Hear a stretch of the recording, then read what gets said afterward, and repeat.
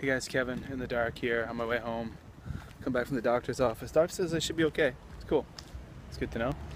But he says I should, of course, keep sleeping a lot. Sleep like regular people do. Not be a bat that I am, or a night owl, because that's not helping me health-wise. Yeah, so this weekend the big super typhoon's coming. Big typhoon's coming. Should be pretty bad, and unfortunately it's going to throw a bit of a wrench into the family plans because on this Sunday is my son's sports day, his first sports day at his big kindergarten. It's supposed to be really awesome, really cool. But it's on a Sunday, and it looks like although the typhoon won't be really hitting us so much, we're going to be getting rain then, which means it's going to be rained out. Which we're going to do with the follow. It'll be done the following Sunday.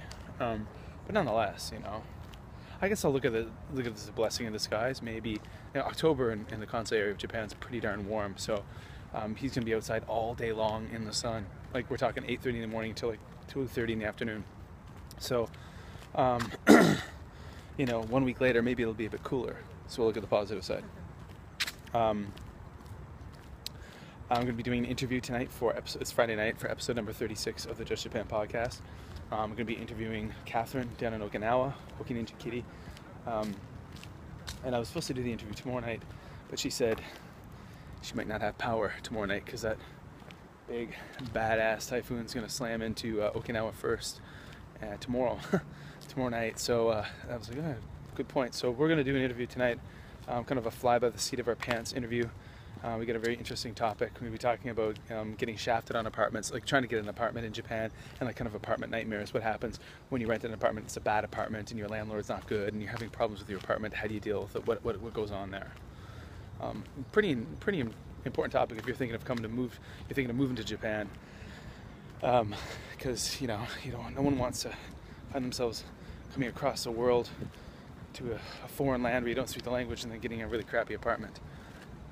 So we're going to talk about that, and I'll share some of my stories about time in Korea and my crappy apartments in Korea, and even in Canada, and we'll even talk about the typhoon, because she's down there, she's going to be in the shiznit, so to speak. Alright guys, take care. Kevin here, just getting home from the doctor. Looks like my stomach problems have maybe come to an end, but like I said, I have to get rid of my night owl ways and spend more time sleeping, which I got to admit, guys, it's been an entire week now of me sleeping like 8 or 9 hours a night, and I feel amazing.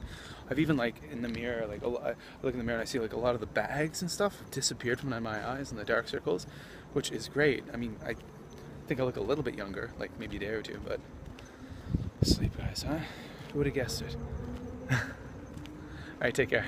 Check out the links down below in the description box if you want to check out the podcast I'm talking about, if you're not already subscribed to the Just Japan podcast. By the way, each week I talk to a different person about different topics about Japan. You heard that, we're up to episode 36 now. You can subscribe in iTunes, you can listen on Stitcher, Internet Radio, or on SoundCloud. Definitely the best way, though, to get new episodes is to subscribe in the iTunes. Okay, take care, guys, and hope you're doing well, wherever you may be.